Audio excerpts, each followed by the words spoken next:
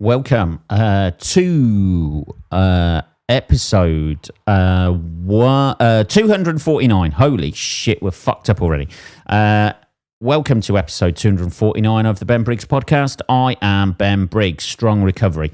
It is Sunday, people. I know it's meant to be Saturday's episode, but it is Sunday the 18th of December, 2022, and it is late, people, because I was going to get it. I couldn't do it yesterday. I didn't get an opportunity to do it yesterday, and I was going to do it today, and then I got sidetracked watching the fucking greatest, possibly the greatest ever World Cup final ever. I'm talking about ever, people. It is 7:05 at night now. I've just literally finished watching the World Cup,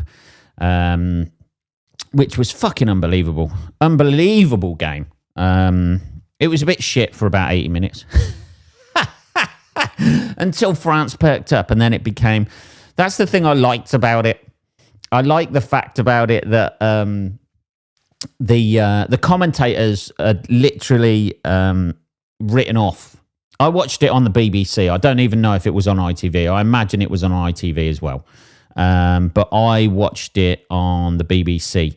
And because they just got the best coverage, the best commentators, the best halftime pundits. So, nothing against ITV. But, I'm a traditionalist here, people. Hey, I pay my fucking TV license. I'm going to get my fucking money's worth. You know what I mean? I pay my TV license. I want to watch it on the fucking BBC. I don't want to see adverts in between. Yeah, I just want to, even though there are adverts now, but strictly for BBC iPlayer stuff. Anyway, that's by the by. Let's not get sidetracked down there, Ben. Come on, let's keep positive. I really enjoyed the game from the perspective of an Englishman watching Argentina and France in the final. You couldn't, from a gut-wrenching perspective, with regards to two teams that you don't even want to see make it through the group stages in the final. It was a fucking great final. And when it goes to extra time, everybody's the same. Everybody's the same when it goes to extra time. You just want to see penalties at that point. That's it. You want to see somebody shit out. You've invested in the game for over 90 minutes. You want to see somebody shit out and have a horrendous life at the end of it. That's it, isn't it? But yeah, I watched the World Cup final. Everything's just finished. So I like watching the trophy be awarded that. But it was kind of, I know it's Argentina, but it was kind of nice to see Messi win it at the end. That's possibly going to be his. If I was him, I'd just call it a day there. You don't want to go on, do you? You don't want to become an Only Fools and Horses, do you? They should have ended Only Fools and Horses when they won, when they sold the fucking watch, walked off into the sunset, but they bought it back and fucked it over. Just, if anything, Lionel Messi, if you're out there listening, I imagine you are. Why wouldn't you be listening to this directly after a World Cup winning final? What else have you got to do other than listen to this podcast? Don't become an Only Fools and Horses. Quit now while you're ahead, while you've done that. Have that as your last Argentinian game. Boom. That's it. It's over. I did. Yeah, it was a fucking amazing game. End-to-end stuff. Really exciting right up until the last minute of extra time. It's the best World Cup final I've ever seen. And who'd have thought that coming out of Qatar? At the start of this, I think, I'm putting it out there, people, but I think it was that final made it worthwhile that those migrant workers perished in the construction of those stadiums. I thoroughly enjoyed that 90 minutes, the extra time and the penalty shootout. And what better final to have in their memory? Everyone's forgot about that, haven't they? I don't know. It would have been nice at the end if Messi just took off his shirt and it was like an LGBT flag underneath, just fucking cuts them dead. But it was, it was a fantastic final. I really enjoyed it, sitting here watching it. And obviously, how can anyone score and Mbappe score like a hat-trick in a World Cup final and still lose? That is fucking brutal. Absolutely brutal. I've just watched as well online. They've got a live cam from Buenos Aires in Argentina. And it's just fucking chaos. It's going to be chaos over there, for ages. I mean, like, we get carried away in this country when it comes to football. We get, we go a bit, we start getting excited, started celebrating and planning fucking bank holidays when we get in the quarterfinals over here. But it's a fucking different league out there, out in South America and Argentina. When it comes to excitement in football. It was just chaos. Seems the chaos. They've got like a live cam set up, it must be the center of Buenos Aires or whatever, but there's just a sea of people out on the streets. Unbelievable scenes, people. Unbelievable scenes. But it was a thoroughly enjoyable day. I imagine the commentator, the Argentine commentator who they kept. That's the good thing about the BBC. Everything's a little bit tongue-in-cheek with Gary Lineker on there. They piped in the commentary from the Argentine commentator who does all the commentary for Argentine TV and Argentine football, and it sounded like he was having a fucking heart attack every time Argentina scored. I mean, it's the classic Margaret Thatcher, Princess Diana, your boys took one hell of a beating. It's that sort of, it's more than just a game to people out there in Argentina. I mean, it is for a lot of people over here as well, but, it's a fucking another level when the Argentine commentator is just going, go, like for ages. Who wouldn't want to see that every now and again in this country? We're a little bit more reserved over here, I think. It was what a fucking World Cup final. It's the best World Cup final I've ever seen. And you just want, I know penalties is heartbreaking, and it is, and you can kind of tell. You can kind of tell when people are walking up. They do that Chris Waddle walk, didn't they?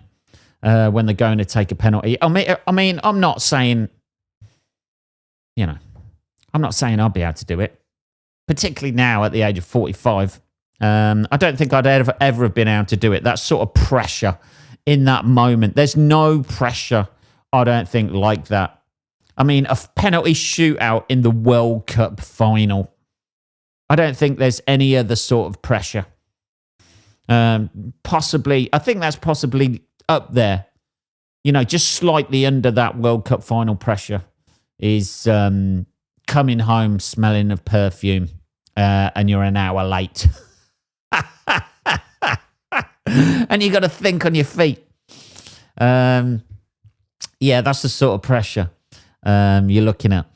It was just, I can't go on. Hey, I'm full of. I've enjoyed it, people. Hey, let me have my moment. I've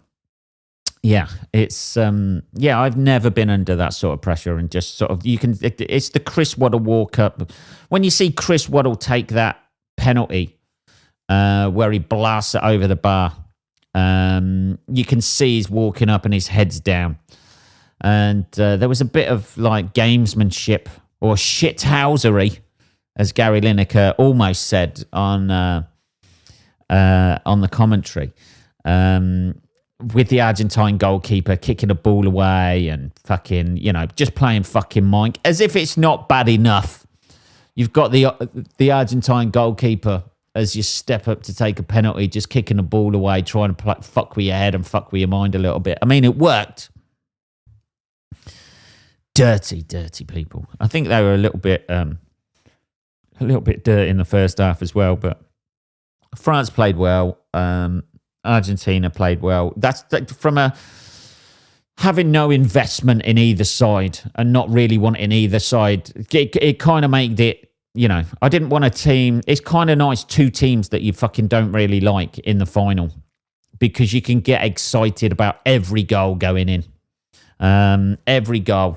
So, yeah, it was fucking good, man. It was good. That's that over with, isn't it? Over with for another 4 years. It looks like Gareth Southgate's staying on. So we've got the calls. What's the next one? Euros in 2 years, and then the World Cup again in 4 years' time, which is in Canada, America, and Mexico. 3 of them. Does that mean automatic? That must mean automatically that Mexico, America, Mexico, United States, and fucking Canada, they must all qualify for the World Cup then, because the hosts qualify, don't they? So that's a good way of getting into the World Cups, isn't it? I mean, Canada would never make it anyway. When's the last time Canada were in a World Cup? I have no fucking idea. Let's Google that. Canada World Cup. Were they in this one? Can't even remember. World Cup qualifying history. Let's have a look. Canada World Cup qualifying history. Yes, that's what I fucking mean. Is Canada guarantees the spot? Yeah, it should be. In the event of co-hosting, the number of co-host countries to qualify automatically will be decided by the FIFA Council. Still, there is a widespread expectation that all 3 hosts. Yeah, they should do, shouldn't they? Canada at the FIFA World Cup. Let's have a look. 1986 FIFA World Cup. Oh, yeah, 2022. I didn't. They're that fucking irrelevant. Oh, yeah, fucking hell. Yeah, they're in Morocco and Croatia. Fucking what a retard I am. Jesus. I didn't even realise. How long ago was that? Like about 3 weeks ago? That's my memory, people. Yeah, they got 0 points. Yeah. They lost all 3 games on a goal difference of -5. They scored 2 and 7 are against. Jesus. Yeah, 1-0 to Belgium. They lost 4-1 to Croatia, and they lost 2-1 to Morocco. Yeah. Holy shit. Yeah, so they should... Then Mexico and United States should qualify. Jesus. But before that, it was like 1986, which oddly enough, that's a weird tie-in with Argentina. Wasn't that the last time Argentina won the World Cup, 86, with Maradona? Yeah, it was nice. It was kind of nice to see, Messi do it, really, to be honest. But, that's it now. Just cut your career there. At the end of tonight, burn your boots, go home, see your missus and your kids and do that. That's it, innit? So that's the World Cup done for another 4 years, people. It seems like it's gone quick, and it seems weird by the fact that Match of the Day is back on Boxing Day. So Match of the Day starts again on Boxing Day.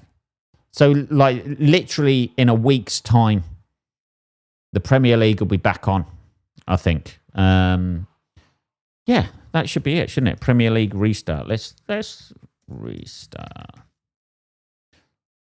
Premier League restart date. No, after World Cup. 26th, yeah. Fucking hell. So that's over for a week and then everyone's back. Fucking great. Anyway, people, let's not get too hung up on the World Cup, even though I have for 15 minutes. Holy fucking shit. What have I been up to since I last spoke to you? I did a gig on Thursday night. I had Friday and Saturday night off this week, and I kept it off because I had a few personal bits to get sorted. I was thinking about gigging Friday. I got offered a gig Friday, but I thought, no, I'm going to take it off, get some new stuff written, and sort out a couple of bits. But everything seems to be sort of winding down now towards Christmas. I've got a couple of gigs in between Christmas and New Year. I've got a gig New Year's Eve as well. God knows what that's going to be like. Hopefully it'll be all right. on Thursday, I had a local gig. I was emceeing a gig in Earthlingborough in Northamptonshire, 17 miles away from my house. Fucking beautiful. And it was all right. It was in a local pub. It was for the Comedy Crate guys, and it was a fucking rough pub. I mean, Earthlingborough at the best of times is not nice.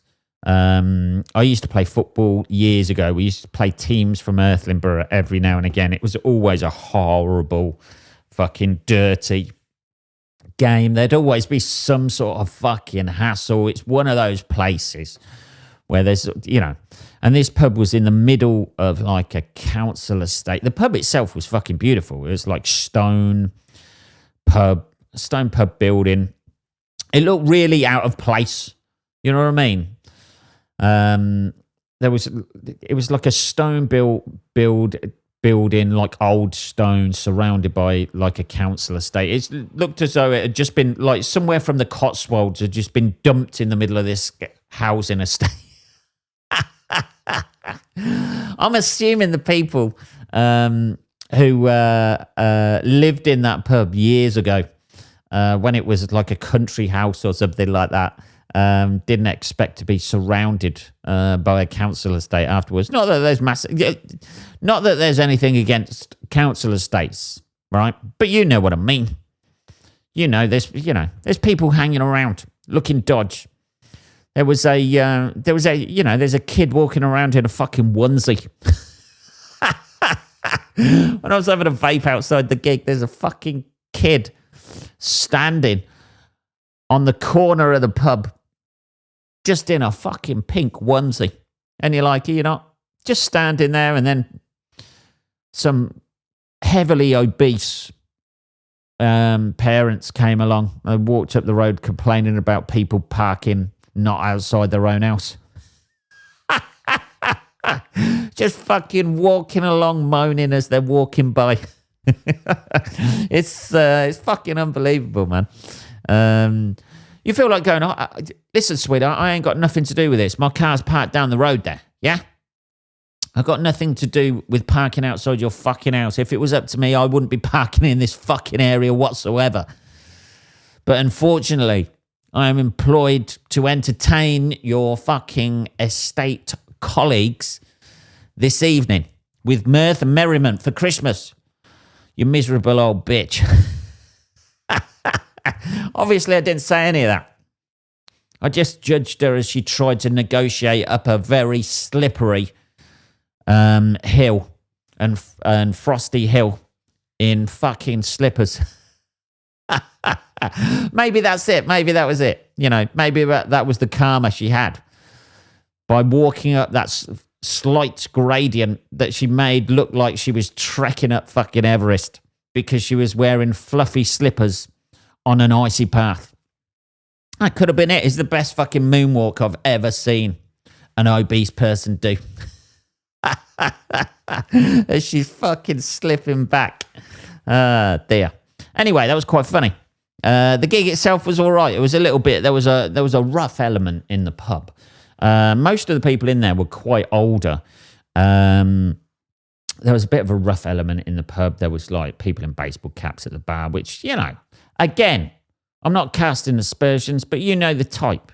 If I say people in baseball bats with fucking shaved heads up to there and then some sort of weird fucking, people seem to shave the fucking sides and the back of their head just so you can see that fucking knuckle thing on the back of their head.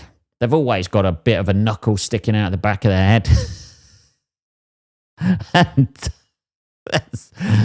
there's some wild stereotypes for you. They got a tattoo on the neck. That's it. Tattoo on the neck's up there, innit? For roughness. Not many people who aren't rough don't have a tattoo on the neck. I know everybody has tattoos these days, but you got one big fucking tattoo on the neck. That's slightly lower down than, you got tattoo on the face, tattoo on the neck, then the knuckles. That's a warning sign, isn't it? It's like animals in the wild displaying red or yellow you know, it's a warning sign, isn't it? Tattoo on the face, big warning sign. Tattoo on the neck. Not many people get a tattoo on the neck. You know, that's a warning sign. Tattoo on the knuckles, the old love and hate on the knuckles. I never got that. I never got the why you would put love and this is what I punch with and this is what I finger fuck with. Is that it? Is that what that means? I've never with anybody who's ever had love and hate tattooed on their knuckles, I've never actually gone, just out of interest, can you just clarify this for me? Does that mean you fight with that hand and you fucking finger people with that hand? Is that it? Do you use a bit of both sometimes? If your missus likes the rough stuff, do you have to call in the old hate knuckles every now and again? Yeah, I've never understood that. I've never understood why you would advertise that as well. And what happens if, they always have it right hand love and left hand hate, don't they? Usually. I don't know what the origins of that tattoo are, to be honest. Love and hate tattoo. I get sidetracked. I'm trying to learn stuff here, people. Love and hate tattoo. Yeah, it's always seems to be love on the right hand and hate on the left. What happens if you don't punch with your left hand? Oh, that would be the most brutal thing, wouldn't it? That would be the most brutal thing, wouldn't it? If you have some sort of work accident and your right hand gets taken off and you've only got the hate left. Sorry, sweetheart. I don't think this relationship's going to work out. No, I can't do anything with that hand. That's my hate hand. It has to be. That is strictly for hate, the left hand. The right hand I lost in a machining accident. So my it's taken all of my loving, baby. Yeah, I don't know origin. Let's have a look at this. The original love-hate tats appeared on the knuckles of a psycho preacher who trotted out his good versus evil baloney as a cover for murdering widows for their cash. Is that real? I know, that's from a film. Who has the love-hate tattoo? What does the love tattoos on knuckles? Often found on knuckles, the tattoo symbolizes a willingness to go to prison for your crew or gang. Does it? Because is that true? A tattoo symbolizes a willingness to go to prison for your crew or gang. Because I've seen fucking, guys with beards with it on. You know what I mean? I've seen, people, the people with beards who have loads of tattoos because they haven't got a fucking personality. All juiced up on steroids, aren't they? They got a beard because beards are fashionable. They got the fucking Peaky Blinders haircut because that was a popular TV program a couple of years ago, and they haven't fucking found another popular TV program with a fucking haircut they like. So they have that because they secretly all want to be, live in the 1920s. It's the hipsters, isn't it? I've only ever seen mainly hipsters with the love and hate tattoo, and they're not like old school. I've seen, I've been in pubs years ago and seen old school people from the 60s with the love hate tattoos on. But yeah, I've not. That can't be right. Love hate tattoo. 3 dots. What's that one? Oh, fucking hell. 3 dots tattoo represents mi vida loca, which translates to my crazy life. So if you've got 3 dots by your fucking eye, you're a fucking lunatic. Is that it? Who knew this all about? Love-hate tattoos have a terrifying origin in West Virginia. Oh, God, this ain't going to be good. Right, yeah, that was the fucking... I don't know.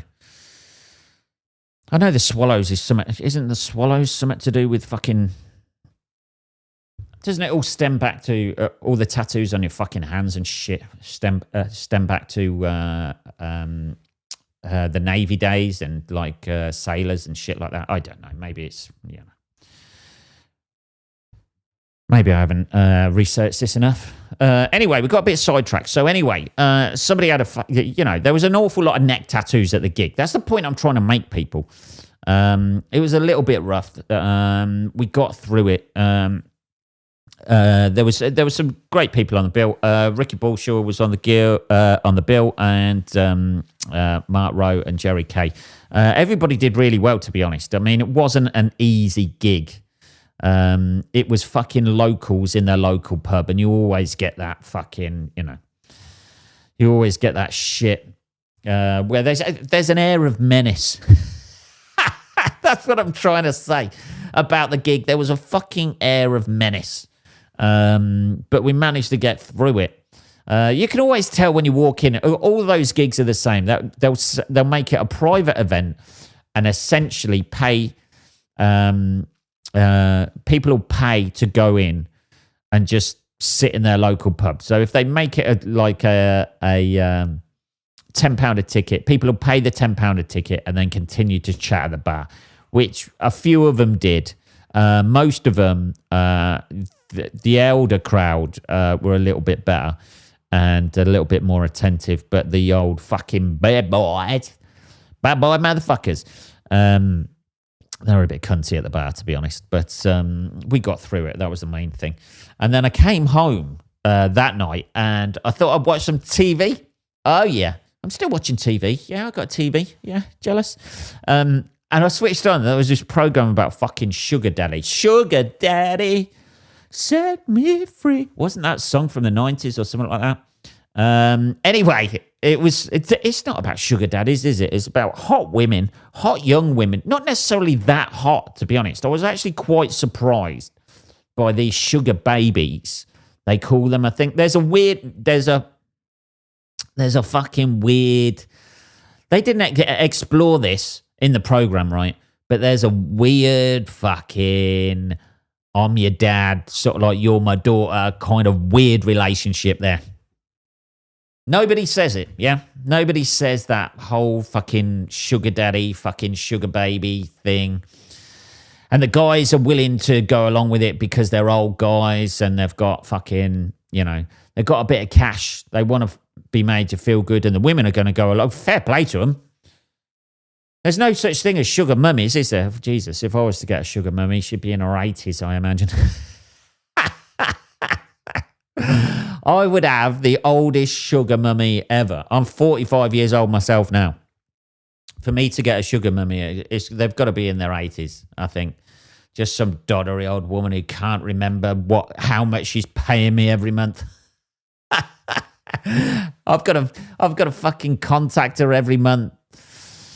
Oh, I've only got a checkbook. Can't you do a bank transfer? I've only got a landline phone. Oh, Jesus. That'd be dragging her down to the fucking bank every month. Holding her hand as she signs the fucking check for me as I pay it in. Sounds like a lot of hassle. But these sugar daddies, they pay money every month, basically. This is also the thing as well with this sort of situation, right? They all say that, oh yeah, there's no sex involved.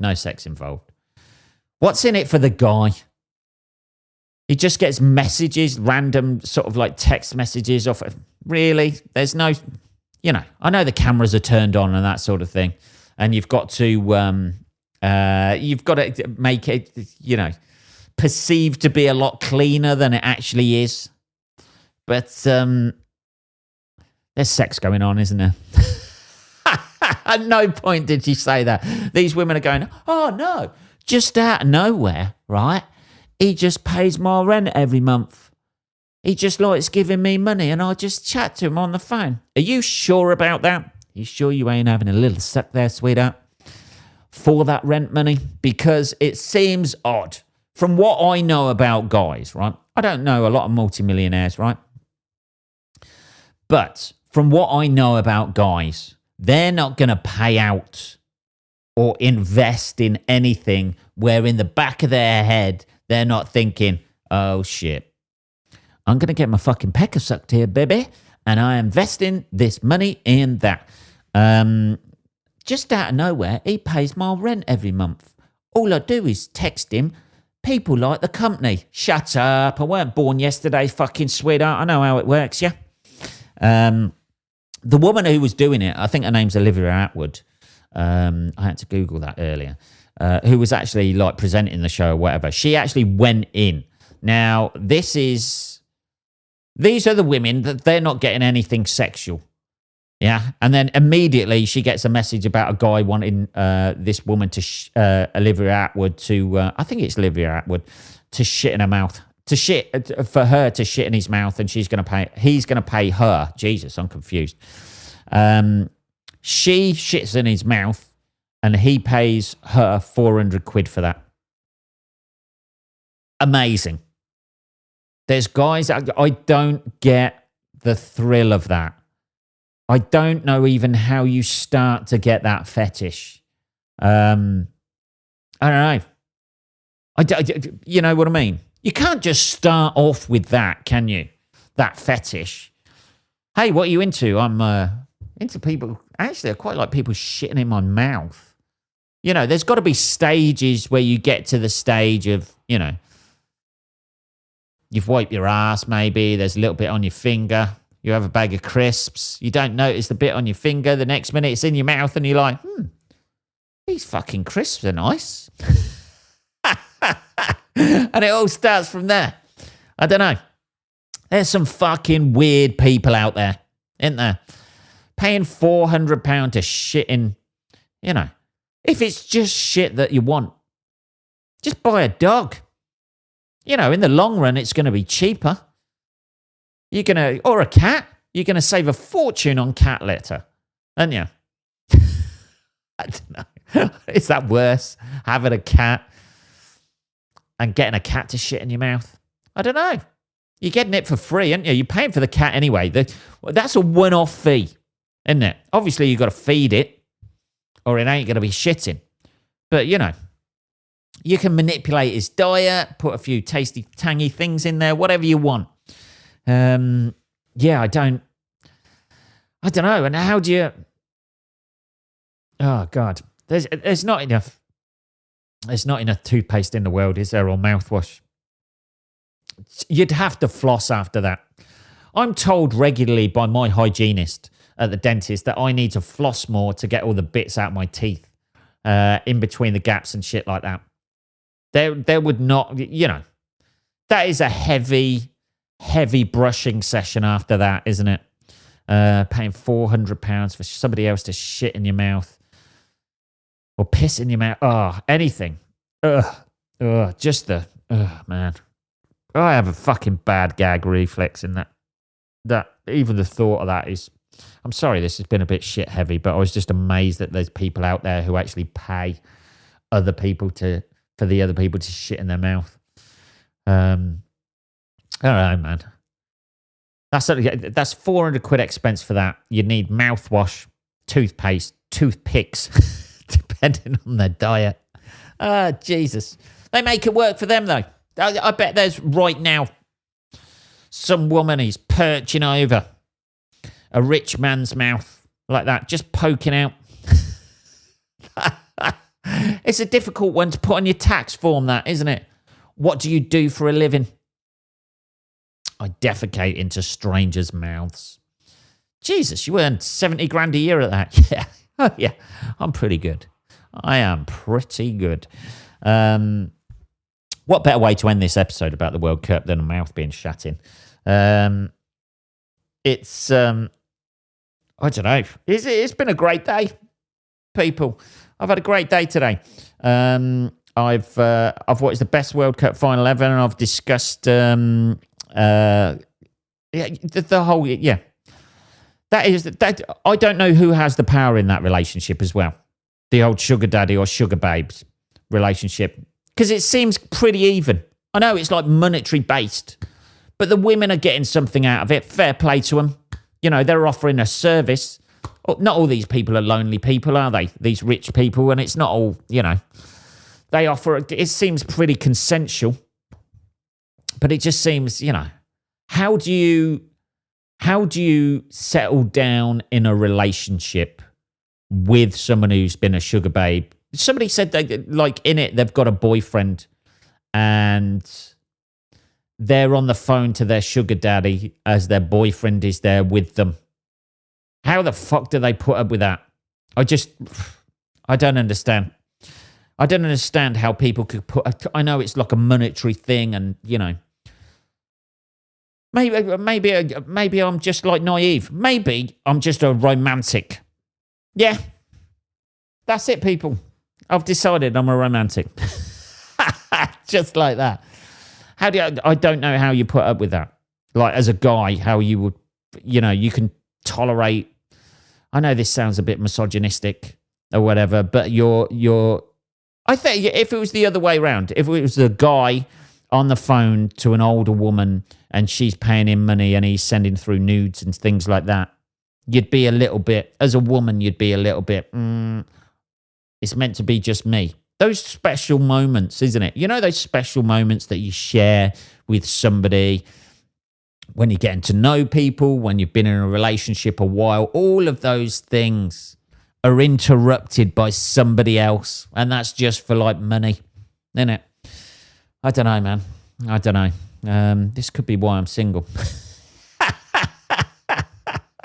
I just think about those things a lot. I'm like, here's a special moment. We're sitting on the sofa, we're having a good laugh. I've just got to go off in a minute and send this old woman a picture of my dick, sweetheart. I'll be back in a moment. It's £300. I'll buy you a necklace with the money. That came from a dick pic to an old lady. There you go, sweetheart. Enjoy yourself. Anyway, I'm never going to do that. That's for sure. I would never pay £400 for somebody to shit in my mouth. Fuck me. I mean, you've gone off the rails there, haven't you? You know, you gotta, if you're even sending that message, can you shit in my mouth for £400? You after you send the message, you gotta think, am I fucking losing it here a little bit? I think this is getting out of hand, man. It's getting out of hand. It's bad enough when you eat something like a Snickers bar. That's bad enough to pick out your teeth. Anyway, that was 37 minutes, people. That was episode 249 of the Ben Briggs podcast. We'll try to keep it a bit cleaner next time, or not, depending.